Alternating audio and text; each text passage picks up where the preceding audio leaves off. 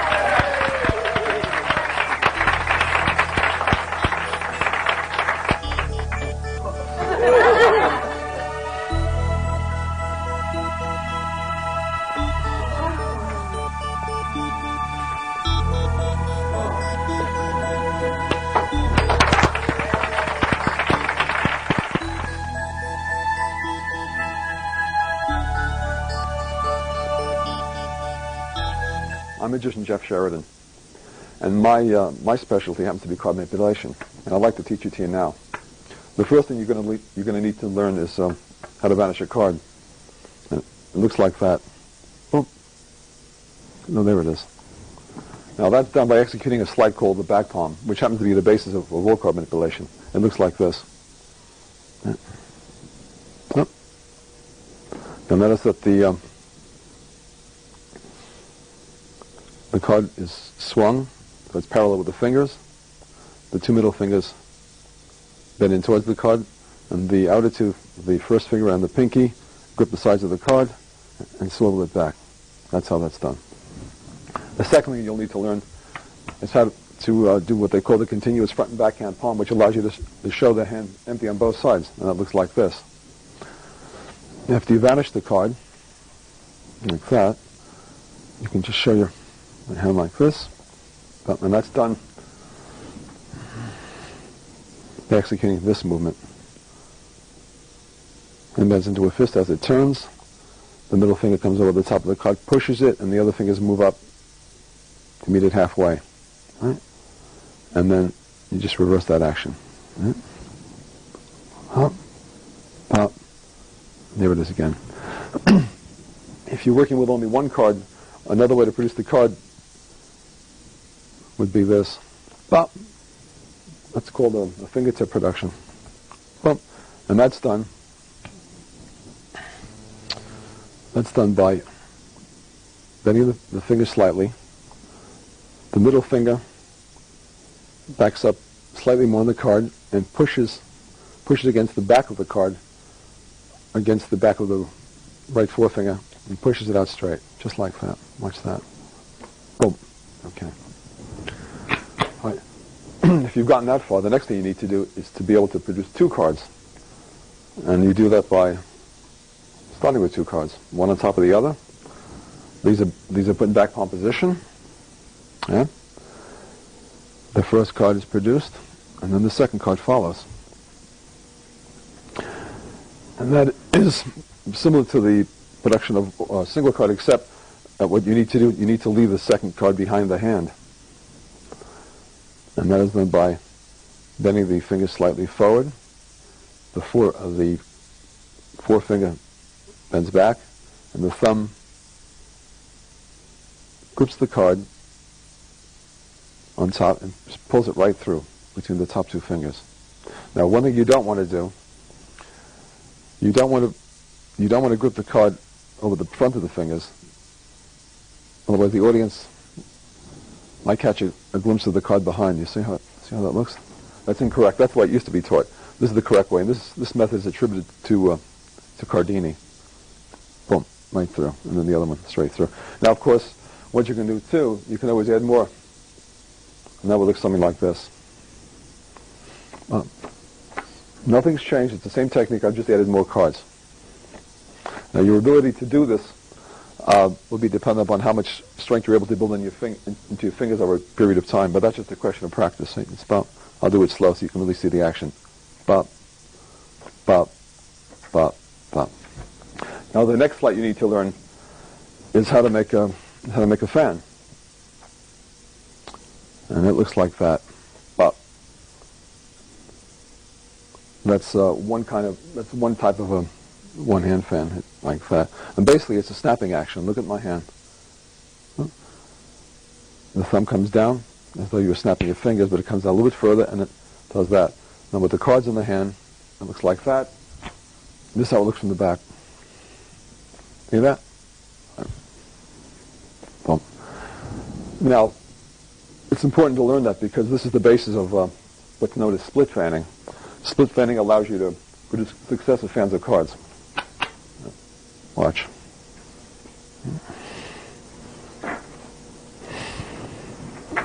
Wow.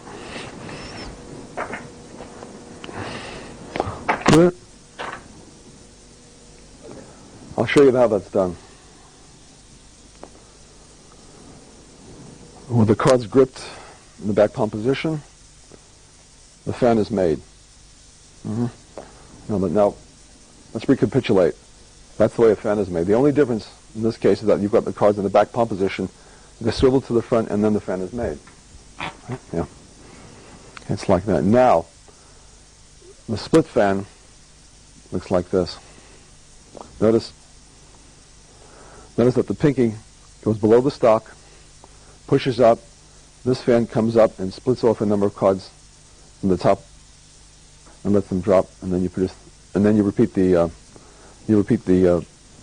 production technique. It's that, split, boff. You're splitting, and what you want to make sure you don't split off more than a few cards because you want to have enough cards in the stock to produce a fairly decent sized fan later on. And here, there, there, there. Now, another point I think I should make clear is the fact that if the hand is completely stationary, when you do the split, you kind of get the effect of a reduction in cards, but you don't want that. Remember, you're supposed to be tossing the whole fan away. So what you want to do, here's something I came up with. What you want to do is, after the fan's produced, you want to swing the hand up slightly, and in the act of doing that, what's really happening is you're getting into that split position again. As far as the audience is concerned, it just looks like centrifugal force is bringing the cards together. So what's going on is, as I come up, the cards seem to be going together naturally, but it's only when you come down that you make the split. You see, it's here, boom, boom, boom, boom. That's slow motion. I'll do it in real time.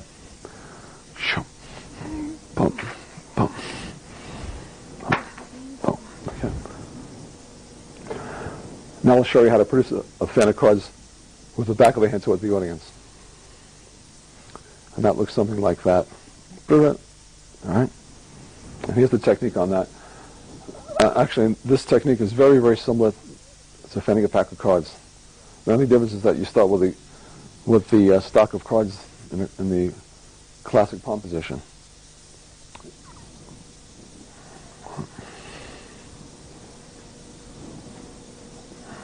Same action. Boff. Yeah. It's the same action. Fine. Now I'll show you how to produce single cards with the back of the hand toward the audience. My favorite is one I invented some time ago. It's the Jeff Sheridan card production. The cards are held in a longitudinal Tenkai palm along the thumb. You see how that? Okay. The forefinger bends in and presses against the bottom of the bottom card. The second finger comes over the top of the bottom card. Both fingers lock that card together, and the forefinger pushes forward. Boff. And that looks like that.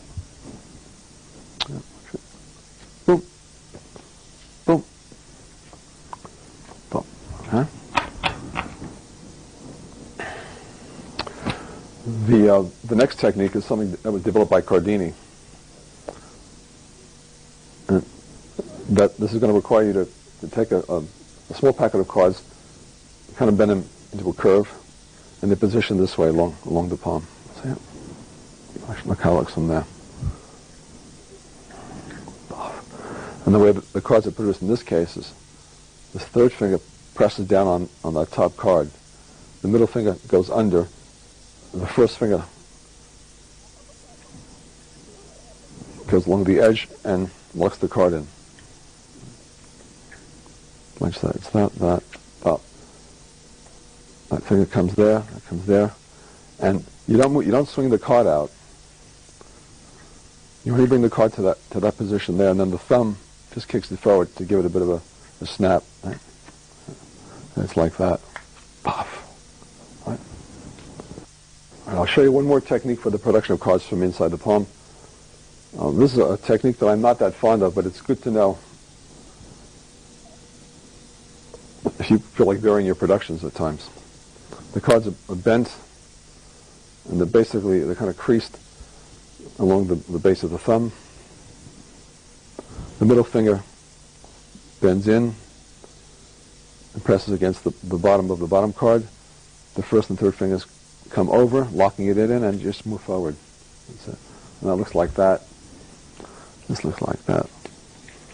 Boom. And what I don't like about this particular production is that it has a tendency to ruin your cards. But there are certain occasions where you might have a use for it, so I just figured I'd throw that in for the sake of completeness. I know this is the way the Cardini production looks from the front to the audience, like that. Buff. Buff. I find that if the hand is held at a slight angle, it looks a bit more natural. Buff. All right, now I'd like to show you a method of producing cards with the side of the hand facing the audience. It's a kind of a side grab production, and it looks like this. The hand is in that position, kind of pointing at an angle towards the floor, and then the hand reaches out and catches a card like that. Yeah? All right. And the way that's done is by placing the cards along the edge of the fingers in the palm. Something like that. The thumb pushes the bottom card out and pinches it between the first and second finger. See, I'll do it straight on. Puff. Puff. It's actually quite elegant. I also have a technique wherein you can go from the back palm production to that side grab. And it's done like this. Oh. All right. Now that looks like this. You produce the card in the traditional manner, and then you execute the back and front palm. But instead of coming to that classic position, you continue on, and the base of the thumb engages the bottom of the stalk and kind of snaps it into that position there. And then you make your production. See, so it looks like that. So you'd be here.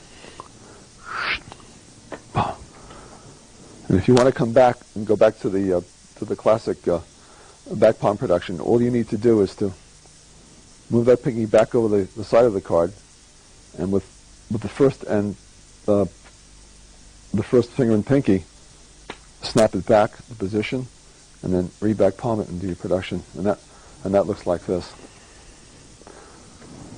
You here, you snap it. I'll do it slow so you see it, and then you come back, and then you can go into your classic back palm production. All right, now I'll show you a method by which the Sheridan Lane production, because my friend Robin Lane helped me develop it, how this can be used as a spinning technique. Look, see that? Now, what's nice about this is that I believe this is the first time in the history of manipulation where a card has been produced spinning. Look what happens when I spin it with the back of the hand towards the audience. Look what you see. Boom. Boom. Right. And I'll show you the execution on that. And once again, the cards on the same position as for the production itself, which is that. But in this case, the first finger pressed against the bottom card, the second finger goes over the top as in the original production. But in this case, you must transfer the fingers by bringing the first finger over the top and that back and then kicking it out. See that? Stuff. That looks like that.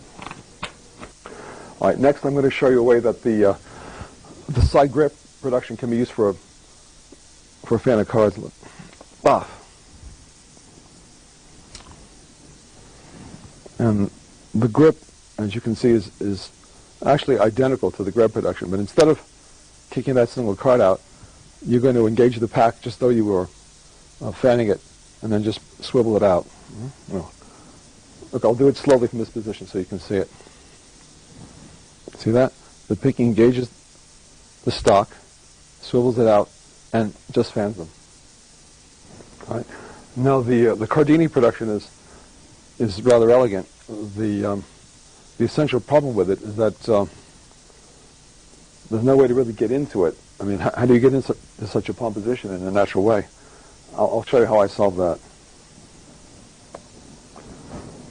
You hold the pack of cards along the hand that way, and you riffle the stock off the back into that position. So it's something like this. And this third finger helps prevent the rest of the pack from dropping to the floor. You just kind of riffle into that. The way I do that is I'm here, and as I turn and show that stock, I've copped that off. See that?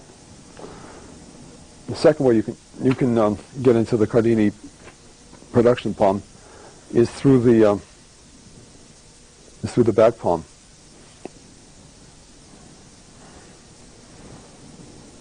Okay.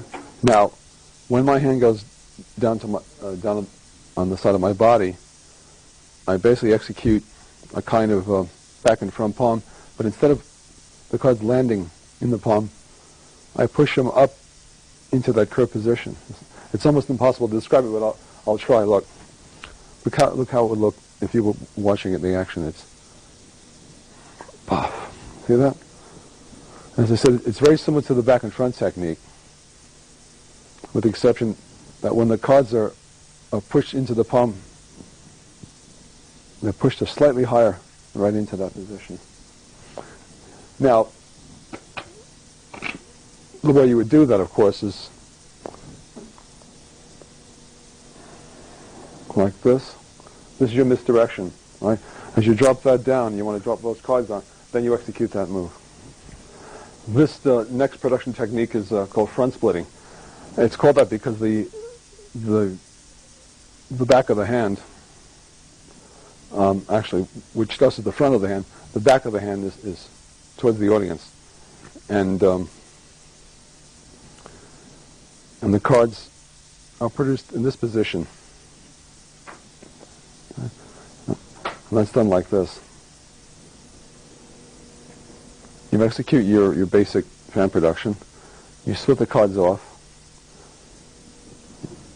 You revolve the hand towards yourself. You drop those cards and you palm those. Right? I'll do it with fewer cards. You'll understand it. You execute. Remember, there's the audience. You execute that fan. You kind of do a kind of a split fan with the wrist bent upwards, but you push the hidden stock into the palm with the forefinger as you're dropping the loose cards, like that.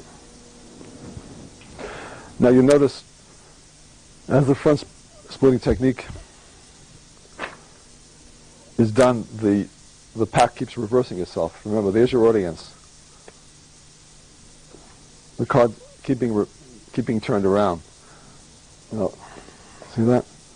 First you're in that position, and you split that off. The cards are produced that way. Now you can eliminate the need for doing that by using double-face cards. This is a little idea of my own. So you realize that enables you to keep the hand in the same position when you produce the fans. See that? No. That would look like that. Produce the fan, split it off, and without having to produce the cards that way, but you can continue producing this with the hand in the same position. See that? Puff. Puff. Puff. Another advantage to using the double-faced cards is that it allows you to perform certain sleights in a much cleaner way. For instance, there's a production of cards from the back palm that looks like that. See that? All right? I'll show it from behind. Instead of bringing the card out in the classic manner, you bring it out about halfway. You're clipping it like that, and the thumb comes down and flips it up. Now, normally, if you wanted to include that particular sleight among the classic production sleights, you would have to reverse some of the cards. But with the double face, obviously you don't. So you can do this. You can produce single cards, and anytime you wish, you can just pick one up like that. Right? And this is particularly effective if you use white gloves, so you don't see the white borders. But you see, you can do that or that. Another effective use for the double-faced cards is for a production that I designed, which is a kind of variant on the Cardini, which looks like this. That's the Cardini, and my variation is to produce the card like that. Look how that looks in the front. It's buff, buff. See that? And what's happening is this. Unlike the classic Cardini, where the thumb is kicking that card forward, once the card's in that position, the thumb really pushes down on the card, bringing it out sideways. See that? Boom. Yeah. So with the double faces, you can vary it like that. It looks like you grab here, and you come down and you grab one there. I'm going to show you a very clever technique, which I developed in order to be able to go from the front split right into the Cardini palm. All right? As you split the cards forward, instead of going to the classic palm to do another production, you do this. That, as you split those cards off, I'll do it slowly. These cards are pushed up into the palm. Right? And then you're right into your Cardini. And I'll show you that from the front. Okay?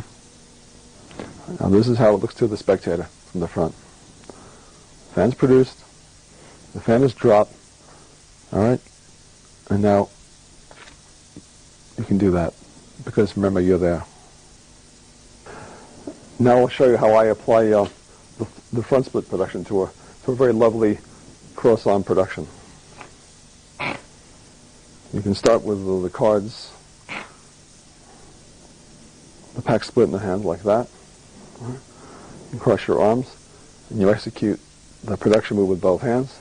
You make a gesture to toss them down, then you do your splitting, come down, and come up, and you produce that thing. And once again, you come up, do your splitting. The movement breaks the intention of the eye. You come down, once again. All right? Now let me show you a little bit from the back, if I can. I don't know how I'm going to. Okay, now this is the magician's view of the action.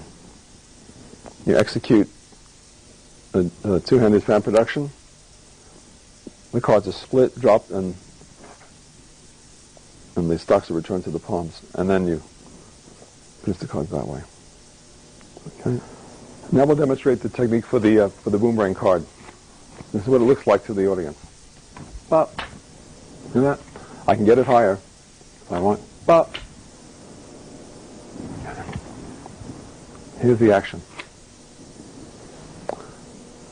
The cards are gripped in a fashion similar to for the one-handed card fan, but unlike the card fan, the cards are gripped fairly securely. In fact, so securely that they can't shake out.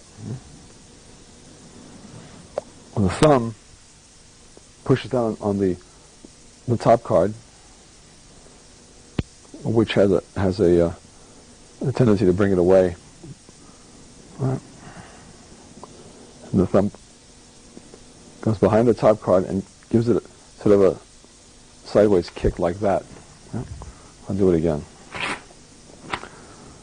You don't have to try to push the card away from the pack. The mere act of pushing it down causes it to separate kind of naturally. You see that? And then the thumb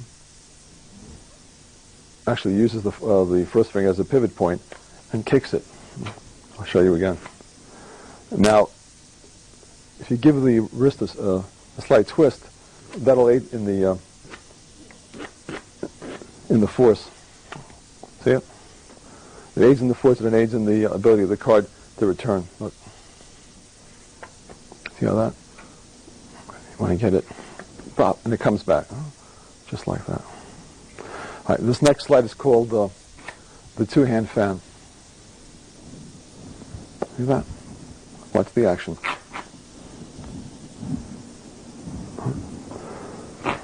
I'll do it again. See it? And remember, this is the two-handed fan. The concept, place it in the hand in this position. The thumb goes across the top, and with an even amount of pressure, it just slides the cards from left to right. See it? Off. See that? Now you don't want to grab any of the cards in the front, because if you do that and you fan it, you get that. What you want to do is have the thumb sort of lying across the entire left edge of the fan, and you want it sort of give just sort of an equal amount of pressure on all the cards. When you do that, they'll spread evenly. Okay? All right, now normally the two-hand fan is executed with the faces towards the audience, but with the pack held in front of the artist, and you would do it like that. See? Now you'll notice, although I'm fanning the pack with two hands, I'm closing it with one hand. I'm not doing this. That's okay, but the one hand closing of the fan is much more elegant. Look at it. Boom. See that? And the two hand fan, and then the one hand close. Now that's executed this way. Notice when I'm ready to close the fan, notice what happens to the fingers. Look at the position they go in. I'll do that one more time. The first finger moves down, as do the rest of the fingers, and the second finger becomes the pressure point that holds the fan. All right? I'll do it again. Watch what happens. Watch the fingers, how they move. Boom. And now take a look at the first finger. Look how that's going to push the fan closed. Pop. Right? Now it's important when you close the cards to have the palm in an upward position facing the ceiling. If you do that, there's a tendency they're going to fall. So what you want to do is keep that hand as parallel as possible with the ceiling. So when the cards go, boom, they can't go anywhere except into the palm. All right? Now, one more time. See that? Boom. Thank you. All right, now I'd like to show you the technique for the two-handed S fan.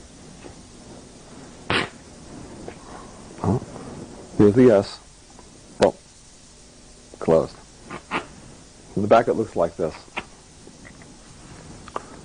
What you do, you split the pack in half, and you execute two one-hand fans, okay? The cards are placed together in a kind of an S pattern. And then they're closed. Now I'll show you just how the fans are closed. What you were doing essentially what would be a split fan, except you're not splitting the cards off. What you're doing is you're executing the one-hand fan.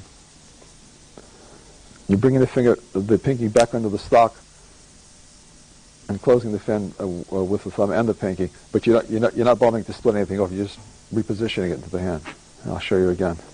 It's just that. So when this is done with both hands, you get this. You've executed the two fans.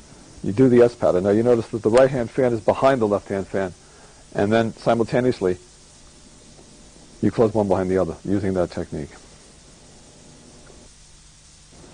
Boom. That's Dave Vernon's snap color change. And here's the method. You have 2 cards placed back to back. The 2 cards are bent slightly forward. The middle finger continues to bend the card until it reaches the face of the bottom end. The first and third fingers engage the top of that end, and the middle finger pushes the card forward, bringing the other face of the other card forward. So that looks like that. Oh, I'll show it sideways.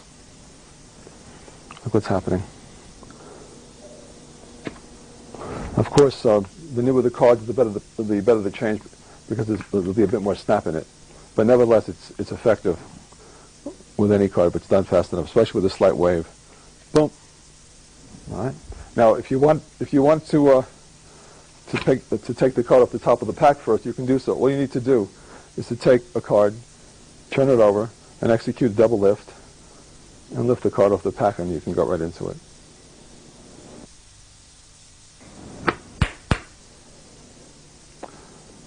That's the Marlowe snap change, and it looks like this. See that? He plays one card behind the other, and what you're essentially doing is snapping your fingers.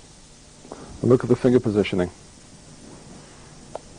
The 2 middle fingers are on the front of the first card in front, thumb is in back, and it's a similar action to snapping one's fingers, except that you've got the cards in between. So when you snap them, that goes that way. Now, by snapping the card with the other hand, you get a kind of a misdirection, which helps to conceal the movement. Look. Actually, I don't really snap the card until the first card is going forward. See that?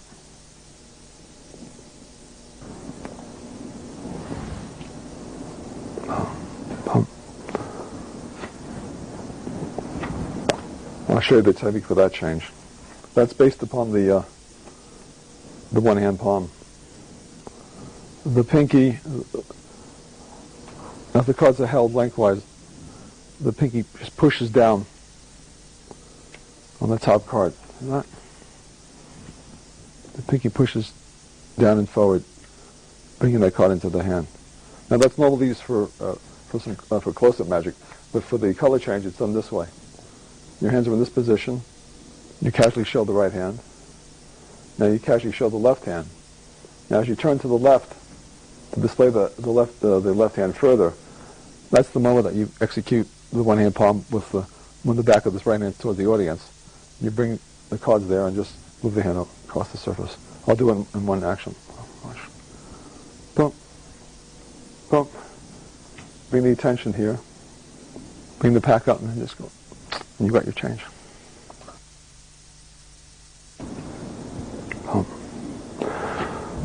This particular color change is known as the Herman Pass color change. It's actually based upon the Herman Pass, which is normally executed with the cards face down. The fingers engaging the bottom packet this way, and bringing them over the top. See that?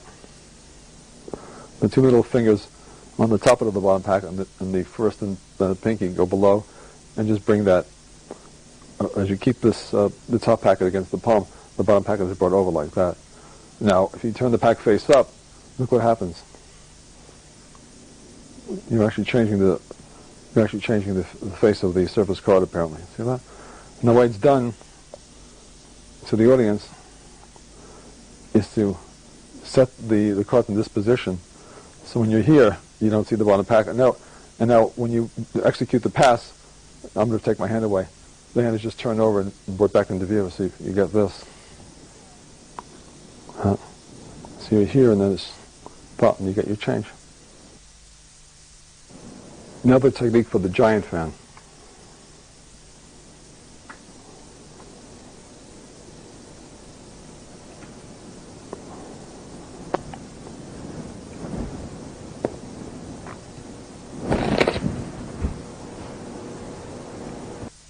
Now for the method. What you need to do is to split the pack approximately in half. If you can, try to make the top half of the pack slightly thicker than the bottom half, so it'll weave the bottom cards. And also, as you line up the pack, try to give the edge of the cards a slight bevel. You do that with both, so they kind of weave together when you press them. You see that? See how that goes? Now they over together like that. You hold them in a position similar to the two-hand fan with the Noble pack, and then your thumb and the middle finger engage and hold the pack at the point where they intersect. Okay, and then the action is precisely the same as making a two-hand fan. You go around like that. Yeah. And then you can split them off like that. Now the top part of the fan is stripped off like this. The thumb comes behind the cards, all right, grabs them like that, and then pushes forward towards the audience. Like that. Boom. And then you can execute the one-hand closure with the left. Boom.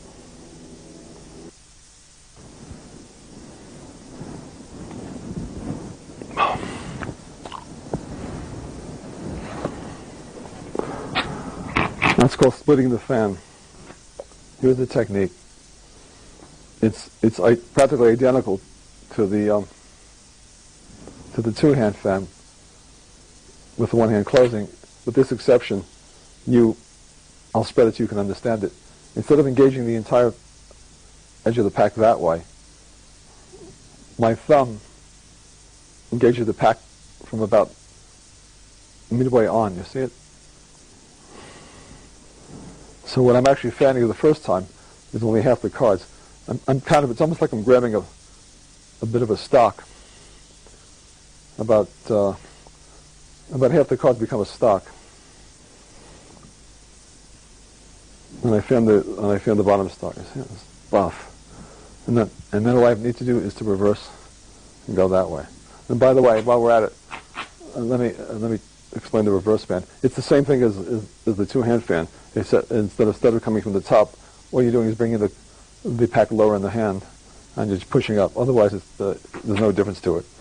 So essentially, you're doing the two-hand fan, but you're doing that two-hand fan by retaining sort of the top half of the pack. Yeah.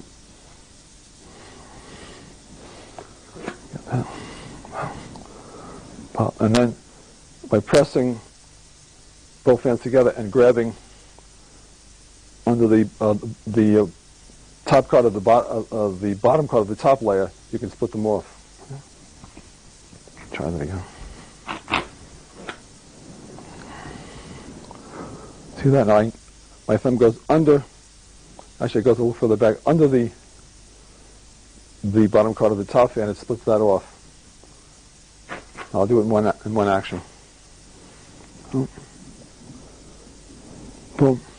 You press there, and you split that off there. And now you execute two one-hand fan closings. Boom. Right. Now for the tap vanish.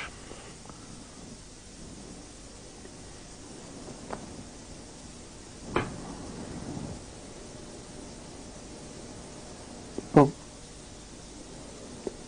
Here's the technique.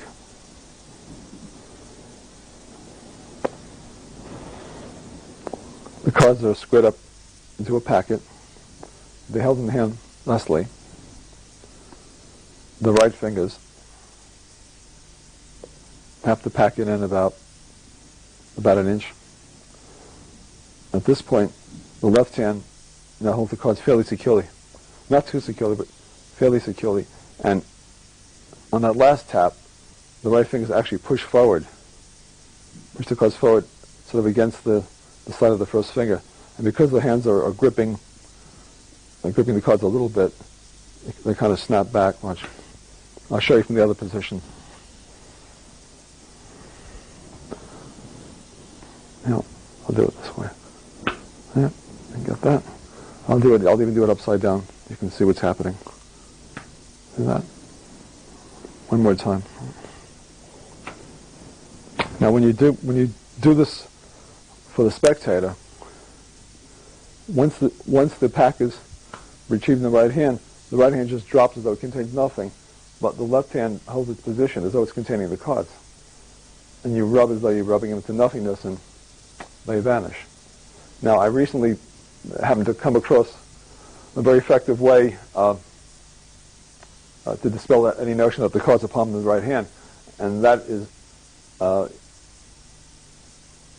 in holding this left hand towards them, the palm empty, and then closing the hand back in that position, and then with both hands touching the body as though the cards, you're looking for where the cards may have gone. Right? This is the packet vanish.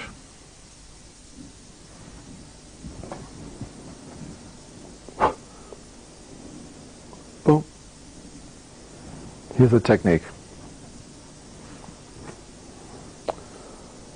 Cards held in the left hand. About half the stock is taken off the top. The right hand stock is fanned. In the act of fanning the left hand, the right hand pinky grabs the rear packet, so brings it behind the fan. The left hand turns as though containing the packet of cards. The right hand fans the left hand. You can even touch it. Boom, and the cards are gone. And now when the left hand approaches the fan, in order to supposedly close it, you actually grab the hidden packet and close the fan over it. I'll do it all in one motion.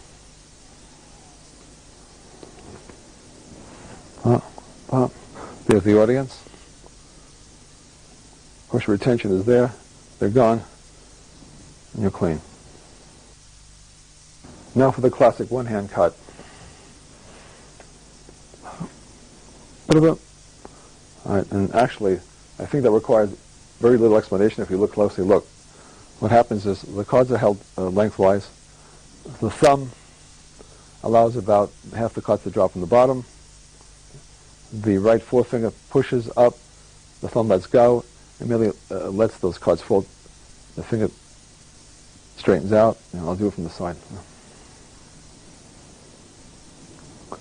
The thumb just releases about half the pack. The forefinger pushes that packet forward. The thumb releases from the top half of the packet. You continue that. This packet now is dropping down. The finger moves out of the way, and the thumb closes. All right? That's the classic one-hand single cut. Now I'm going to show you something that's a bit more fancy, which was created by an old mentor of mine named Paul Draylen, very fine sleight of hand artist, and this is called the Paul Draylen triple cut. It's a bit more complex, so watch it. All right, the cards are held in the same position as the previous cut. Only this time, the pinky breaks about a third of the cards at the bottom. See that? Engages that. Now I got to turn and show you the other thing that's going on. After that's done, the second thing that's done is that the forefinger splits about half of what is now the top half of the pack, splits that in half, and you're in that position. You see it? All right. So you've actually got three little packets now. Pinky here, the forefinger above what is now, I guess, the middle packet. And now what you need to do is you need to press the first finger and the second finger together, and then so you can swivel it away from that middle packet. Mm-hmm. Now simultaneously, I'll show you what's going on here. What's happening is that the pinky and the third finger are gripping the middle packet and swinging that out in the opposite direction, while the thumb, of course, holds onto the bottom, swings that out to the left. You see? Now I'm going to have to go back again to show you what's going on. Now the first and second finger have to deposit that packet into what would be the middle position. Okay? And then simultaneously, let me turn again, simultaneously, these fingers, actually the thumb helps at this point, helps push that away from the pinky and the third finger, and helps to deposit that on top of the pack. I'll do it in one action.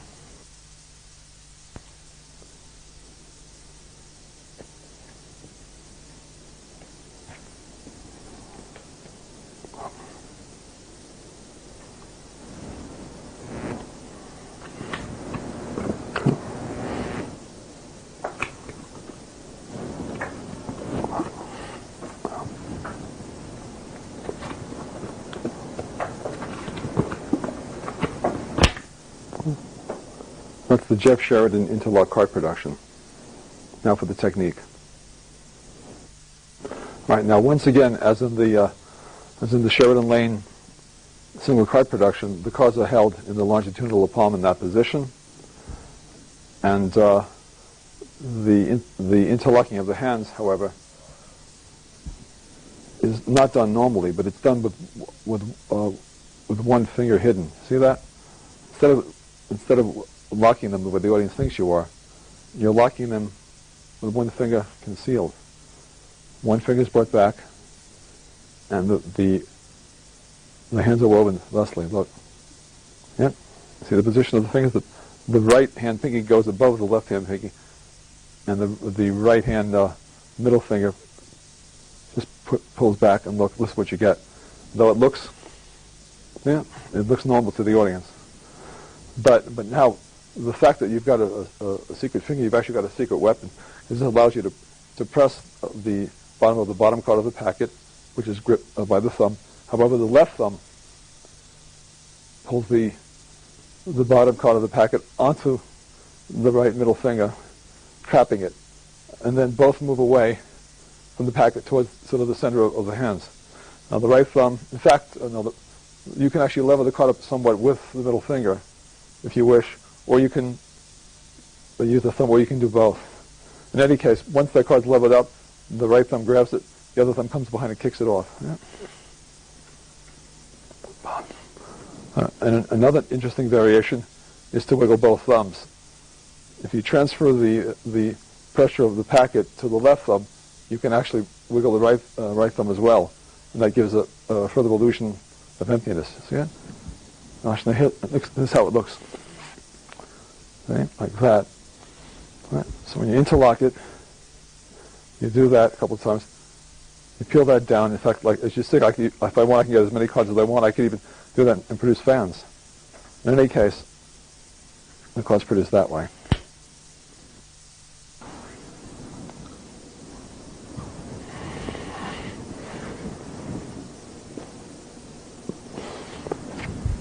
That's the production of Buffet cards by interweaving the silk through the fingers. And this is the technique that Cardini used. The cards are classic palmed, like that in the left hand. Okay. If you want to give a couple of twists in the silk, it's all right. But here, the scarf is brought a little less than halfway forward between the fingers.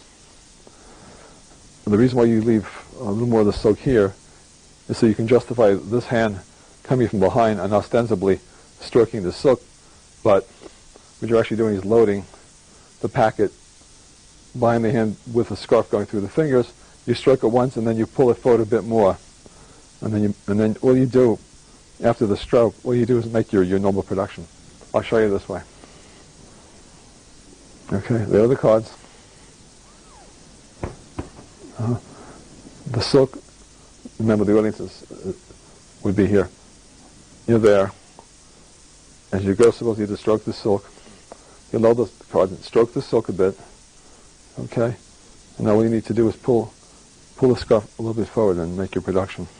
I'll do it one more time.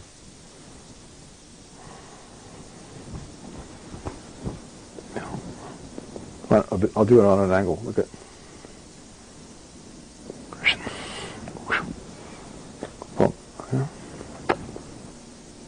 Here's a little ditty of mine.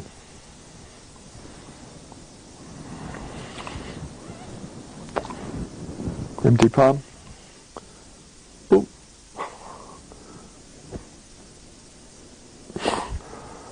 That is essentially the technique for the production of a glass of wine. I've modified it for a pack of cards, which in a certain sense makes it more practical, since you don't have this long glass hanging down. Basically, you start with the pack of cards back palm with the faces towards the back of the hand. Okay, you don't have to make a big deal out of it. You just flash the hand, show the silk, and place it over. Now, what's going on is this, without the silk there. Here's what's going on. Once the silk is draped over it, the hand comes into a horizontal position parallel to the floor. You pat the top of the hand, you bring the silk up about 2 inches. As you do that, you swivel the cards up into a vertical, let the silk drop, and then you fan it. So it would be like this. All right, now remember, once the scarf is over the hand, all right, now the cards are now back palmed. As I lift the silk, that happens. So when you release the silk, it drapes back down over it, giving the illusion that something materialized just at that moment. See it? Look. Oh, boom. Okay? And then after that's revealed, the cards are fanned. The production of a fan of cards while wearing gloves. Boom. Now, the technique for producing fans with gloves on is quite old. I think it goes back to Cardini, back in the 20s.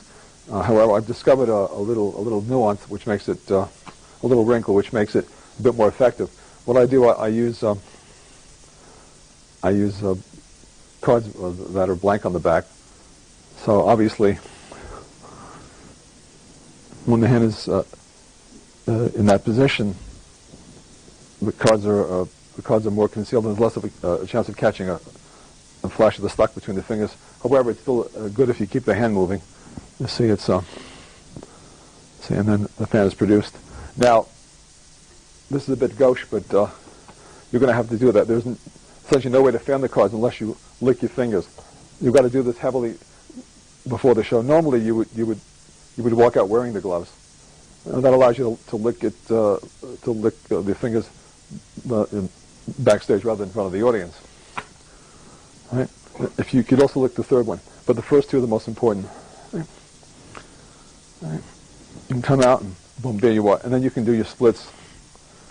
Now, it may seem rather awkward to manipulate cards with the gloves on, but believe me, if you've been doing it for a while, you'll get used to that glove service. It feels quite natural, actually. Yeah. But after a while, I think the material kind of gets worn down a bit, and it seems to be a bit thinner, so it doesn't really prevent any feeling in the fingers. Now, I've added something to make it even more effective. Instead of just using an entire pack of blank backs, I use a pack of double faces. All right. Now, the technique for the double face cards is made a bit more effective with the use of white gloves, because you can do a very effective production, which I've come up with, and it looks like this. In fact, for this, you don't even need a blank card. All right, here are the double faces. Now, like normally, as you know by now, the cards are split this way, right, and they're reproduced in the same position. But with my technique, which is quite effective, is that after a few fans, if you wish to vary the production, in other words, after you've done that, after you've thrown the cards on, instead of producing them again, you can execute the back and front palm. However, instead of coming back, once you're in this position, you can produce the cards from that angle. You see it? Look. I'll show you from here. And normally you produce the cards that way, right? Okay. And now, for this technique, you execute the back palm. You only execute it halfway. You don't go back and forth. What it is this. You produce the fan, and then once that's split, instead of producing another fan, you turn the hand and produce the cards that way. And since they're double face, it makes for a very effective production. So I can go that way and then go into a fan immediately. And then, of course, if I want, I can go back and go back into a classic split.